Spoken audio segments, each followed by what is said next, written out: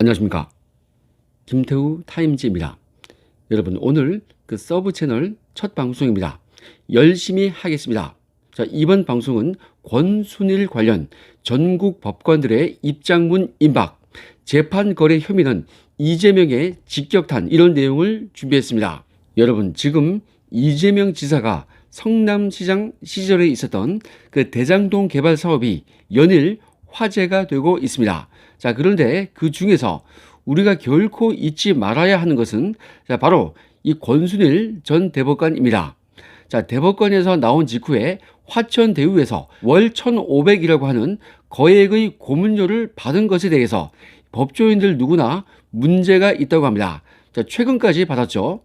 자, 아예 사후 뇌물죄라고 얘기하는 분들도 많이 있습니다. 자, 변호사법 위반 혐의는 거의 빼박이죠.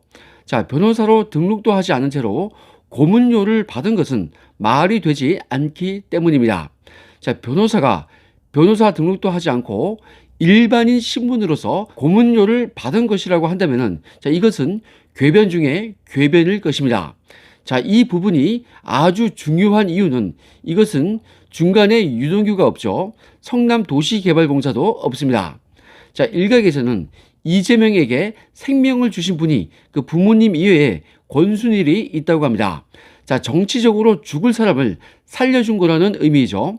자, 이재명을 사지에서 살려준 이 권순일 대법관이 당시 어떠한 활약을 했었는지 아주 많은 법조인들이 이야기를 하고 있습니다. 일반적이지 않다는 거죠. 자, 이렇게 살려준 직후에 화천대유에서 무려 월 1,500만 원 상당의 그 고문료를 받은 것이, 자, 이재명과 그 화천대유의 관계를 충분히 의심하게 만들고 있습니다. 그리고 그 과정에서 김만배가 아주 빈번하게 권순일 대법관을 만났다고 하니, 자, 이 정도면은 무죄를 준 그 대가로 화천대유에서 거액의 고문료를 받은 것으로 생각이 됩니다. 그러면 이재명이 화천대유와 직접 관계가 있는 것이 아니냐, 이러한 의혹이 굉장히 신빙성이 있는 것입니다.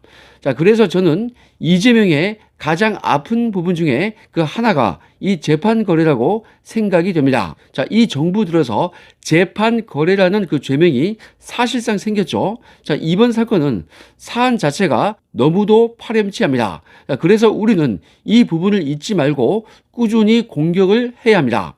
자, 여기에 대해서 전국 법관회의가 개최될 예정입니다. 자, 권순일 전 대법관이 그 퇴임한 직후에 화천대유에서 고문을 지낸 것이 과연 적절한지, 여기에 대해서 논의를 할 것이라고 합니다. 자, 이것은 전국 법관들의 양심이 움직인 것입니다. 자, 전국 법관 대표회의에 의하면 최근 법관 대표회의 산하 그 사법신뢰분과위원회에서 그 회의를 열고 퇴직 법관의 취업 제한 문제를 논의를 하기로 했습니다. 자, 아마도 이 전국 법관 대표 회의에서 공식적으로 권순일 대법관에 대해서 사안의 심각성을 지적을 하고 사죄를 요구한다면은, 자, 검찰도 권순일 그 대법관에 대해서 수사를 하지 않을 수가 없을 것입니다. 자, 이 부분은 김만배에 대한 조사가 핵심이 될 것으로 보입니다. 자, 김만배는 이재명 무죄 판결을 전후로 해서 권순일 대법관을 그 집무실에서 무려 8번이나 만난 것으로 언론에 회자가 되었습니다. 자, 이때 김만배가 무슨 얘기를 했겠습니까? 자, 이러한 수사조차 검찰이 놓친다면 윤석열 후보의 일갈과 같이 검찰은 나중에, 자, 이러한 직무유기 행태에 대해서 형사처벌을 받게 될지도 모르겠습니다. 자, 그 이전에 검사 생활을 지속하기가 힘들어질 것입니다. 자, 아무튼 전국 법관 대표들의 그 양심이 움직여서 드디어 권순일 전 대법관에 대한 변호사법 위반 혐의 내지는 그 사후 뇌물 혐의에 대해서 입장을 낼 것으로 보이고 있습니다. 자, 어떠한 입장일지는 충분히 짐작이 갑니다. 자, 권순일 대법관은 스스로 무슨 일이 있었는지 용기를 내어서 양심 선언을 하는 것이 그동안 쌓아 올린 그 명예를 그나마 지키는 것입니다.